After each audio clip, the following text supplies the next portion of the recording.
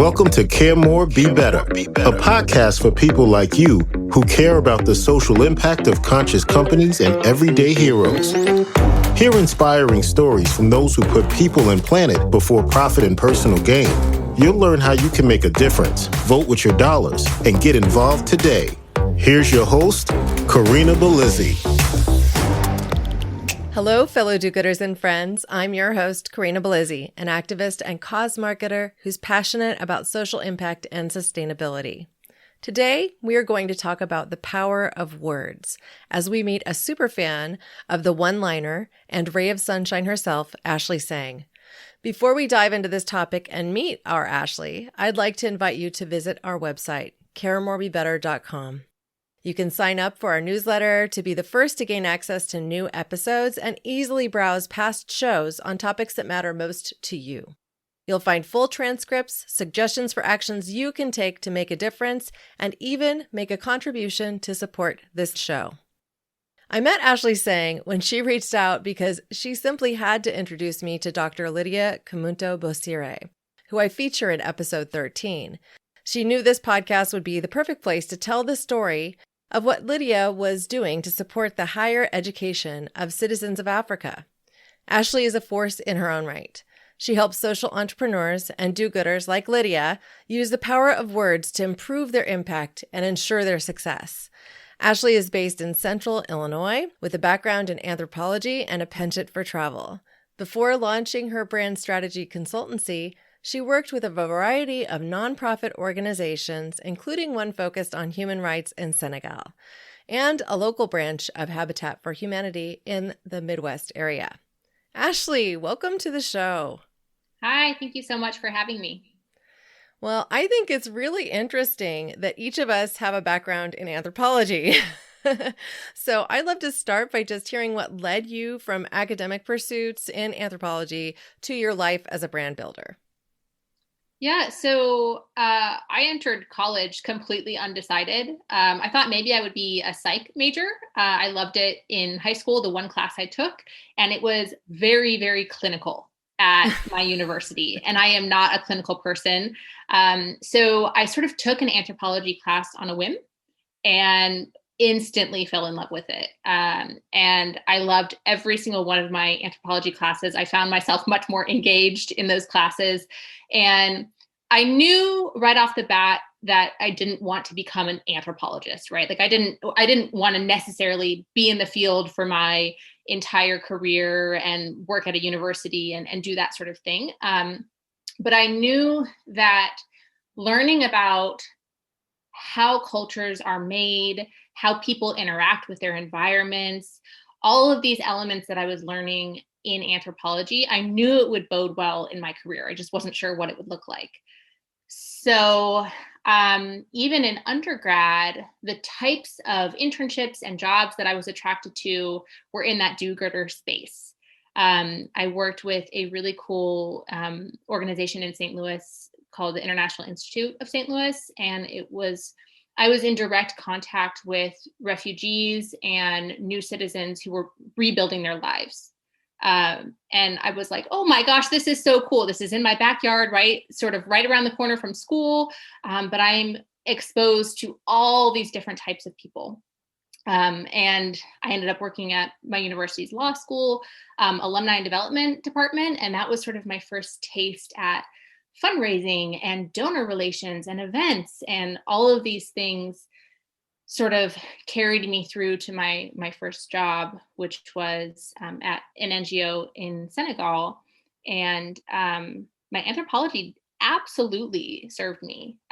Knowing how to interview people, knowing how to keep myself outside of the equation when evaluating a situation or someone else's story, and just sort of storytelling in general, that was really, really useful. And I still use those principles to this day. I think people from the outside of the study of anthropology have a very different idea of what it is and what it actually is. And so I was often asked as I began my academic pursuits, like, well, what are you actually going to do with that? So you're going to do field study and go like off with some tribes and write papers or dissertations? And I said, well, that's one area of how this sort of thing can be applied. But in reality, it really is a study of how people work together. And what I loved about it was that you actually learned the typical reason behind, like, how do you come from a place of respect and honor another culture to make more impact? And so I absolutely found that that has always come into play in almost every setting I've ever been in. Mm-hmm. And just kind of taking note of some small just habits that are endemic to a particular culture. When you approach that culture with respect, it changes how you're received. It makes people understand that you're actually there out of respect for them as well. So I think that's really critical to success when you're dealing across cultural boundaries.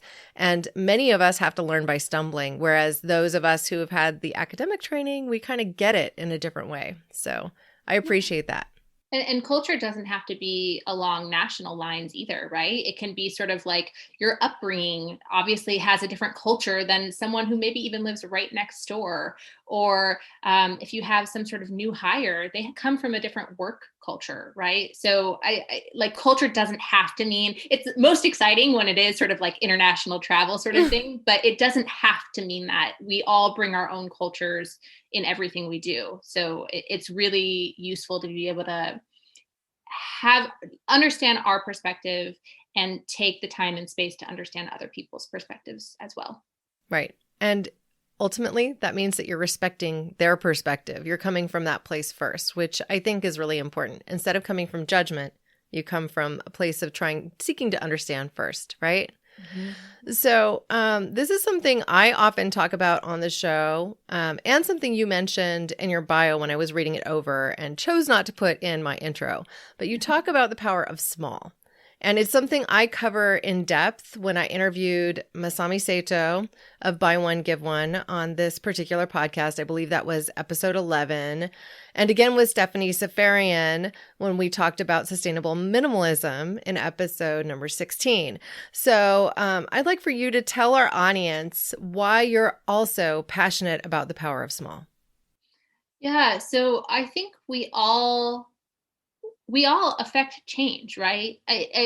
It's this idea of if I can even put a smile on one person's face, or if I can spend $1 with this business versus some other business that I don't align with in terms of values, that's a change, right? And if we all, of course, sort of on your own, you can only make so much change. But if we all are aiming to make small changes, then it's just a question of critical mass. If we are all siphoning our consumer dollars to companies that actually care about their impact on people and the planet, then we will absolutely make changes. That's how any change in history has ever been made. It's sort of this small group of individuals who care enough to rally everyone else behind them. And so I just really believe, I definitely know that macro change needs to happen too, right? Systemic issues and global warming and climate change cannot necessarily be changed by one individual or even groups of individuals, right? But it's often the individuals that sort of infiltrate the system or somehow affect change so that the top down and the bottom up sort of meet in the middle, and that's where the real change happens. Well, as one anthropologist to another, I think you just paraphrased Margaret Mead. So what was the quote? Something to the effect of never underestimate the power of a small group of inspired individuals, something to that effect, right? Something very similar to that, yes. Yeah. So, I mean, it's really kind of at the root of this idea that a small group of inspired people can change the world. They can change how we see things. They just have to really care about it, have a fire in their belly, and get out there. Mm-hmm. So this kind of connects me directly to the work that you do to help those inspired individuals get out there and really make impact with what they're doing.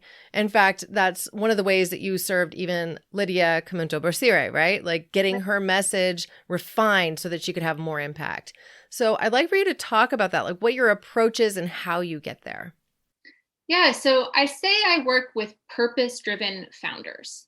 And purpose can mean a lot of different things. I love it when it's, really sort of textbook social impact. That's super exciting.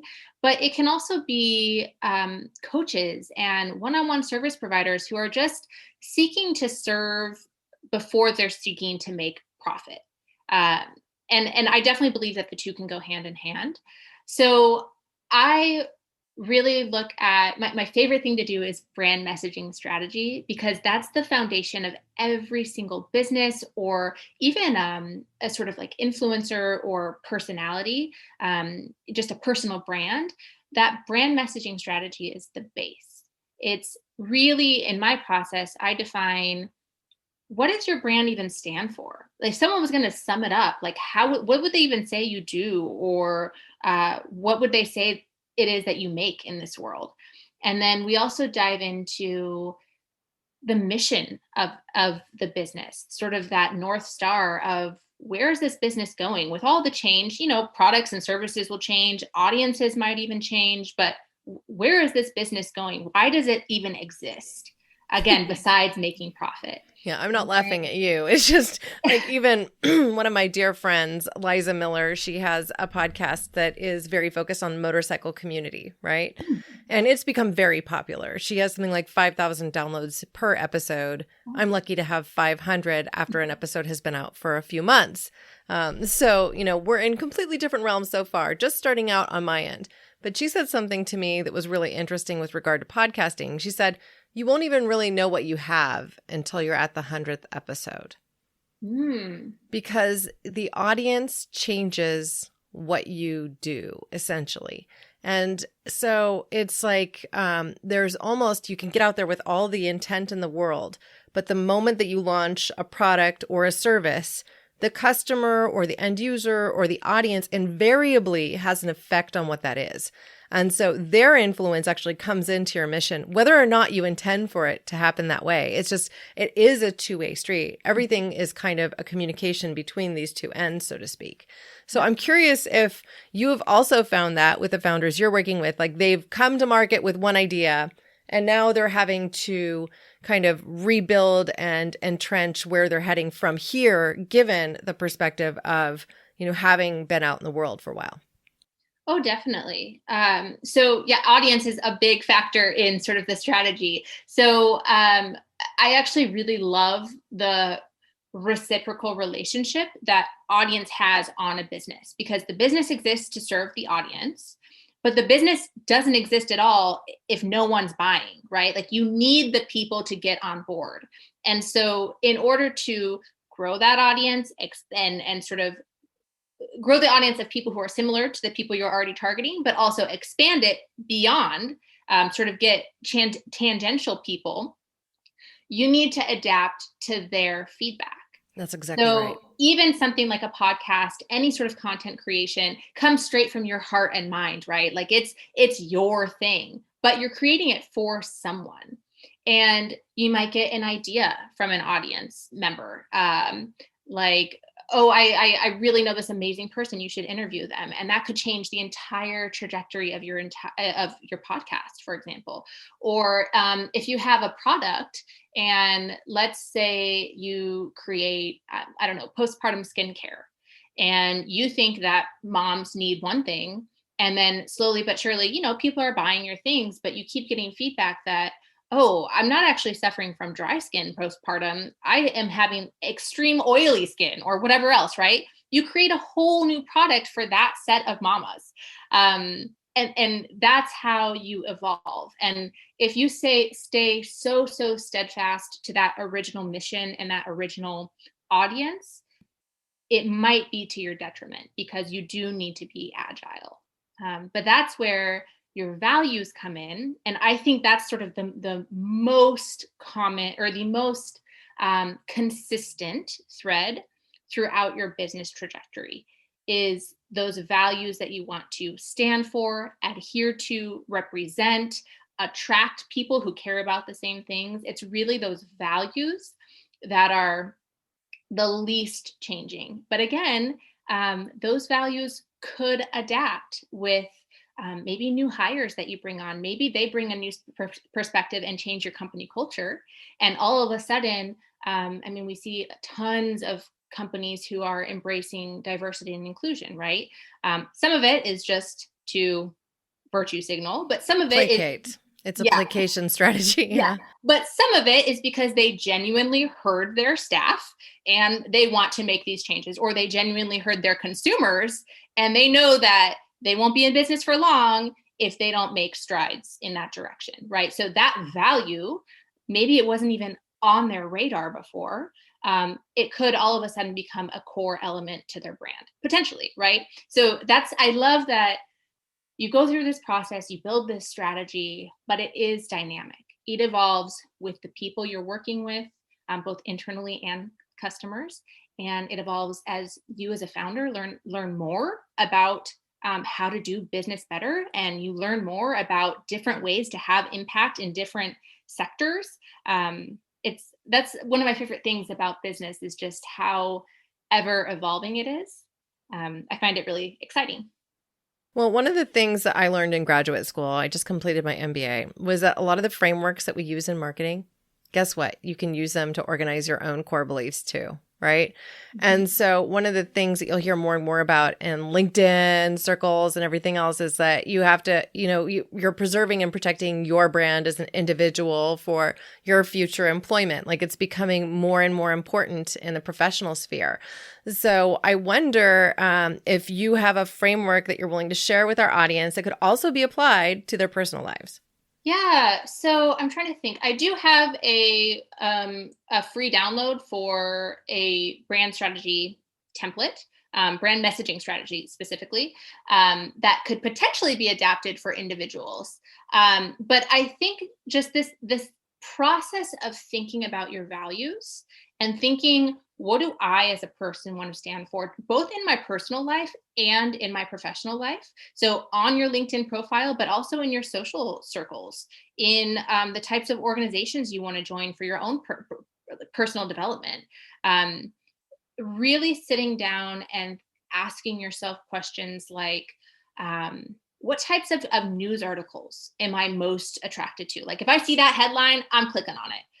Or what types of podcasts do I always follow? I mean, maybe like if you're a true crime fanatic, that's probably not a core value of yours, right? But like, I don't know. Yeah, maybe it is. It's maybe. The power of connecting with, let's say, other like-minded individuals who also want to put an end to crime or something. Maybe that's it, right? And so maybe that is one of your core values.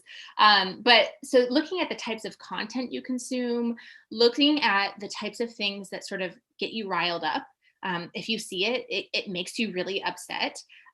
For example, we went out to lunch for Father's Day, and it was like sit down restaurant, but because of COVID, I hadn't been there, and they have switched all their cutlery and I think even their bowls and stuff to disposable. And I was so upset the entire meal. Like I couldn't get over the fact that we were like drinking out of plastic cups. And if I had known, I would have brought my own water bottle and brought my own fork. But like, I didn't know because it wasn't I didn't order my food to go sort of thing. Right. So that gets me really riled up. So I know that one of my core values is definitely about sort of preserving the environment around us, and lessening my negative impact in this world.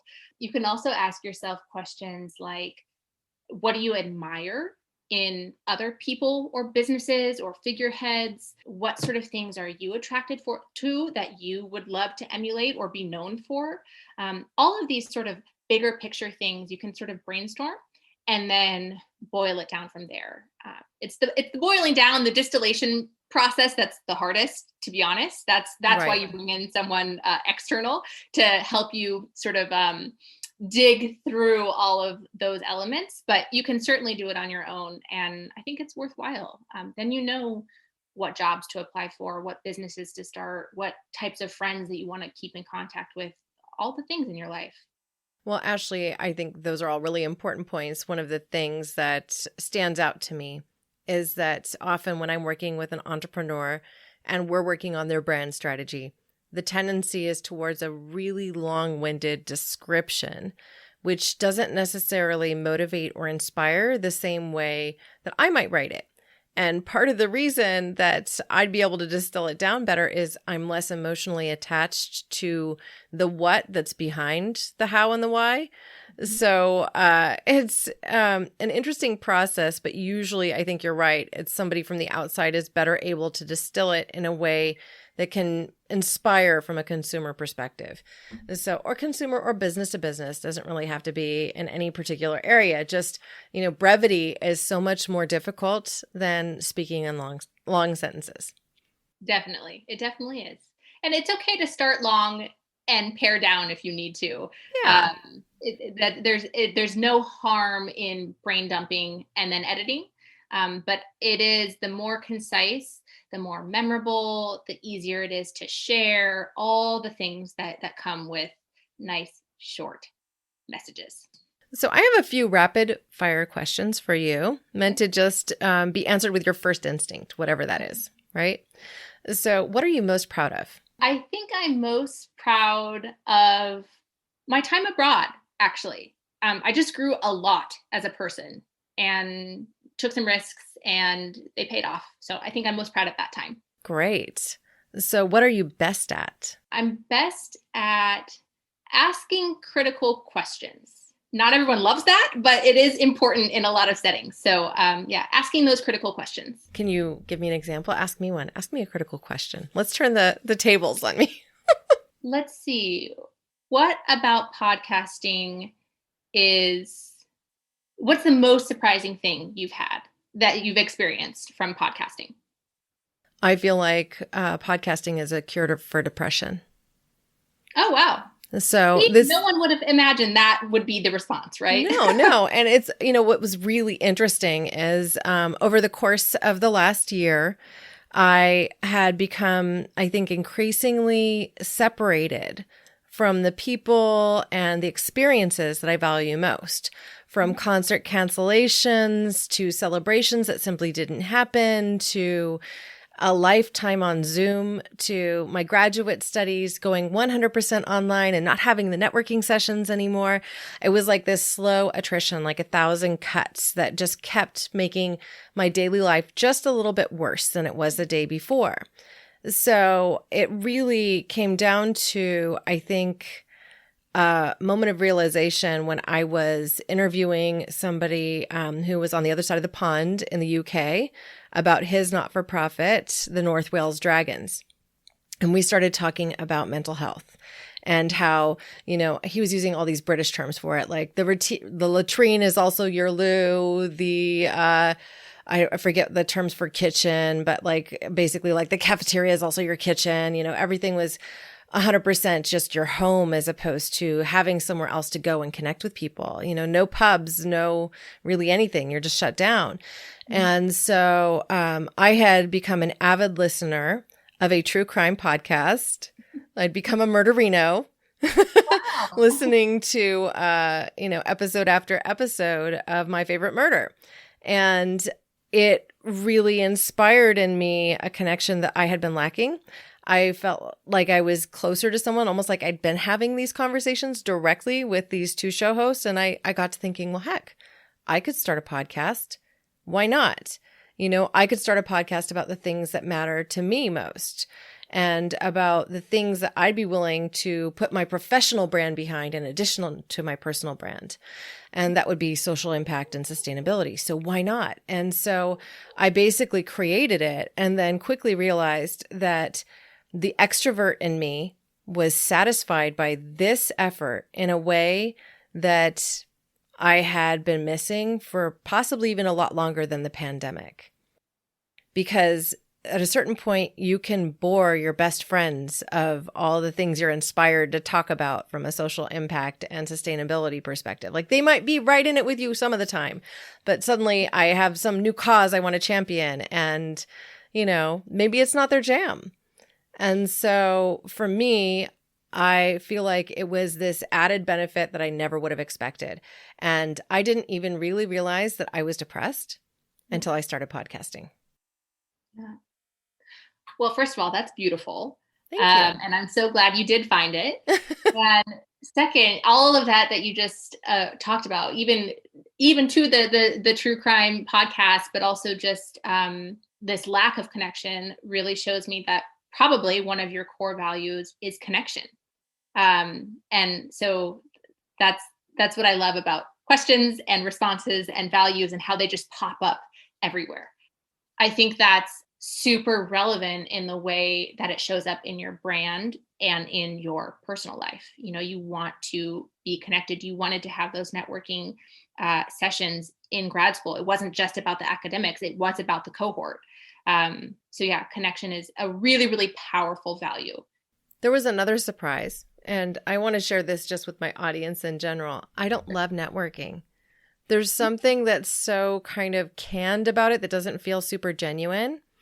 Like, oh, I'm Karina and I do X, Y, and Z. It feels so rehearsed sometimes, right? But what I found with my podcast is that because I had a purpose behind it that wasn't about me, it was about something I cared about instead of being about me specifically, then suddenly I'm engaged, happy, want to connect with people, want to talk about what I'm doing.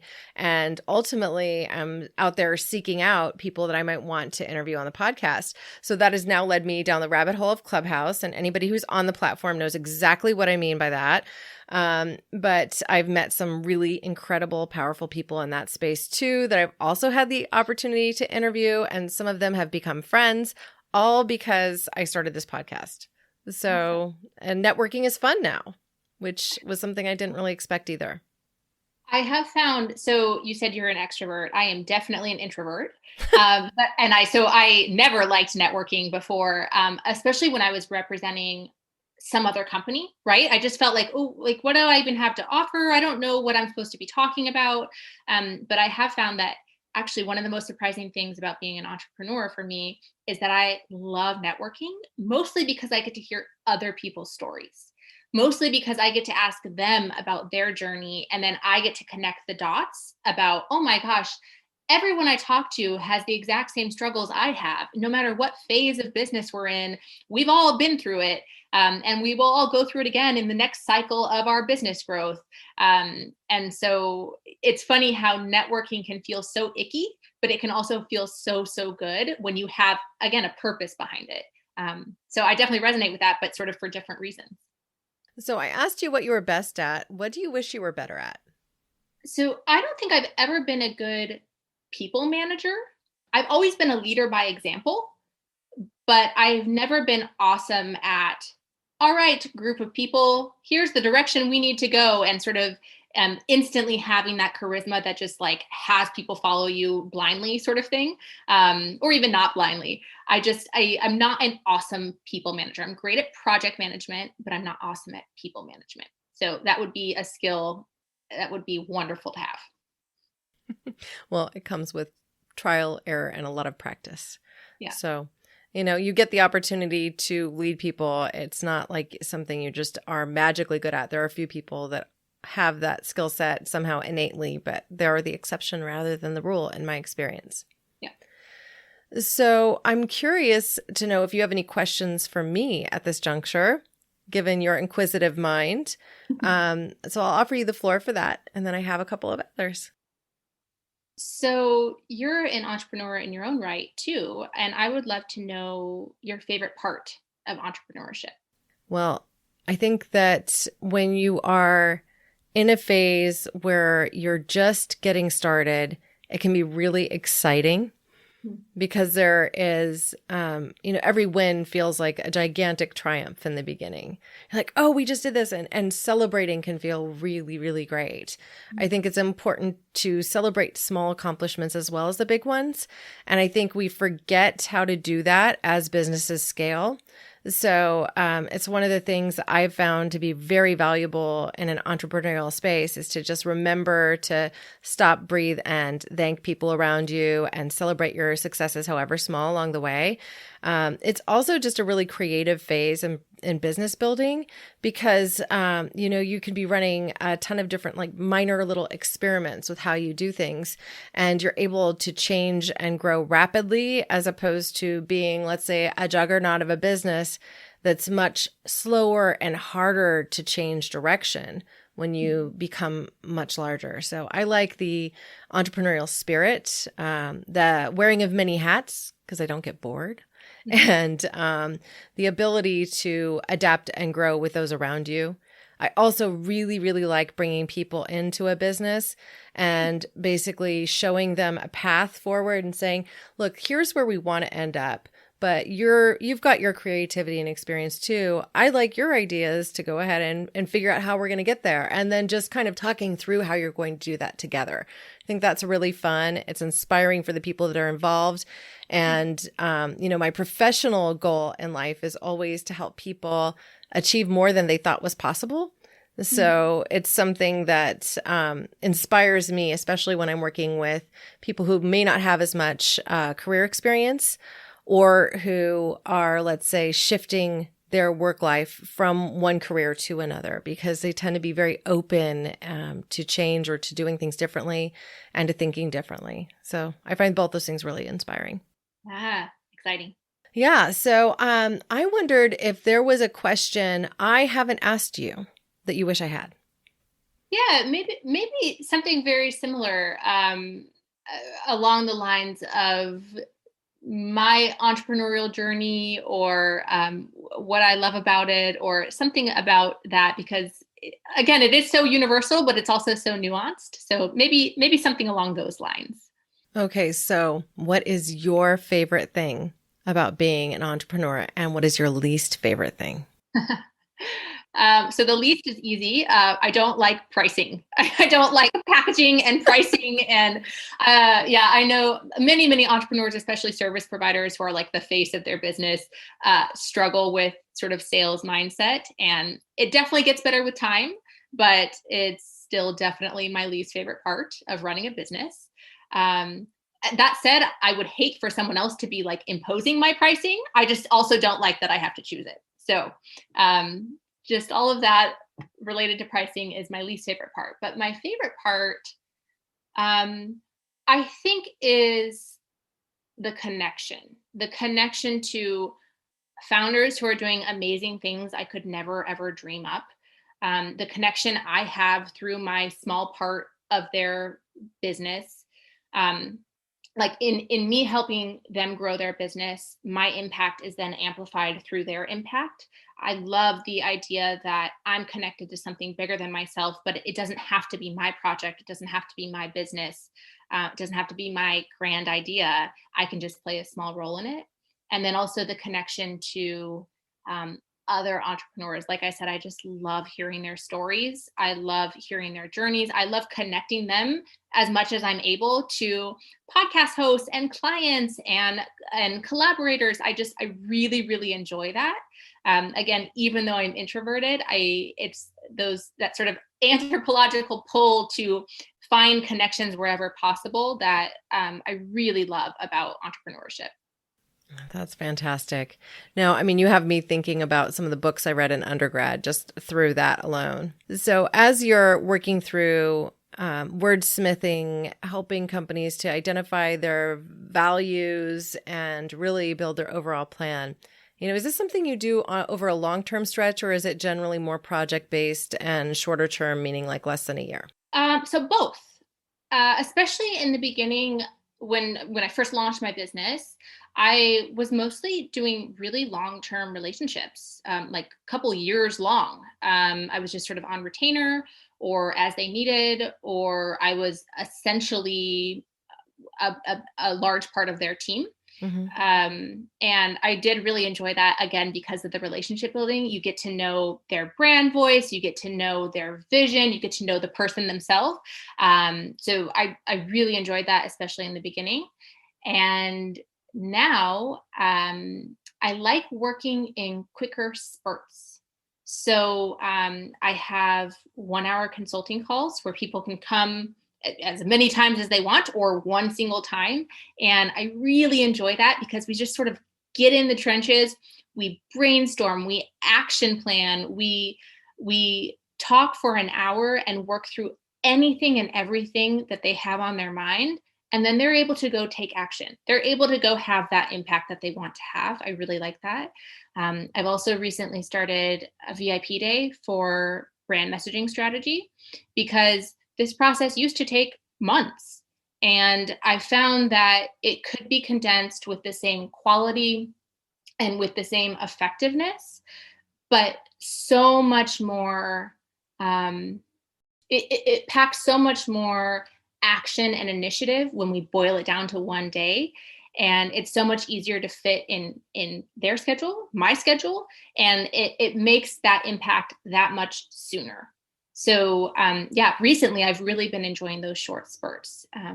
But I do still hang on to the relationships in that I check in with people, or as something crops up, they reach out and say, hey, we haven't worked together in a few months, but I have this new thing. Can you help me with it? Mm-hmm. So a little bit of both. And I do quite like the variety of that. I understand that too. It helps you kind of keep engaged, but still kind of keeping your chops sharp, so to speak. Exactly. Very cool. If there was one message you would want our audience to leave this engagement with today, what would it be? I think that we can all make an impact, whether it's through our personal choices as consumers, whether it's through our personal interactions with just the people we come across, or whether it's through these businesses that we're building. If we're entrepreneurs, we absolutely can have an impact, and we do have an impact. Every single action we take has a consequence, and it's up to us whether that's going to be positive or negative. So I just encourage everyone to be sort of as conscious as possible. It's definitely harder, right? You have to be turned on and aware of your actions in order to make that conscious choice. But it's so much more worth it in the long run, because it adds up. Now, in our email correspondence, you mentioned a resource that you could provide. Can you tell us a little bit about that? And I'll be sure to include a link to that resource in show notes. So I think I mentioned it briefly earlier, but it is a brand messaging strategy template. And it's totally free. Anyone who has a business, is thinking of launching a business, or even if you have a project like at a normal 9-to-5 job, this could be useful. And it just walks through the really basic components of, all right, if you're going to be talking about this thing that you're creating, here are the elements that you need to have in place. And it's a sort of bite-sized chunk of what the longer VIP day is like. Well, that's perfect. Ashlee, I want to thank you for spending this time with me today. Yeah, thank you so much for having me. I love chatting about anything impact or anthropology or good vibes. So thanks so much. Now, for those of you that have fallen for Ashlee as much as I have, you can find out more about her on her website, ashleesang.com, and you can reach out to her and connect with her even directly on LinkedIn. As always, I'll provide links to each of these, as well as the resource that we mentioned in show notes. Now, I'd like to invite you to act. It doesn't have to be huge. It could be as simple as sharing this podcast with those in your community that you think might benefit from it. To find suggestions, you can always visit our action page on caremorebebetter.com. There you'll find causes and companies that we encourage you to support. And I invite you to all join the conversation we're having and be a part of this community. You can follow us on social spaces at caremorebebetter.com. or just send us an email to hello@caremorebebetter.com. I want to hear from you. Thank you, listeners, now and always, for being a part of this pod and this community, because together we really can do so much more. We can care more and be better. Thanks for listening to Care More, Be Better, a podcast for social good. To make sure you never miss an episode, subscribe, rate, and review wherever you listen to podcasts, and share with your friends to help us reach more people and spread more social good.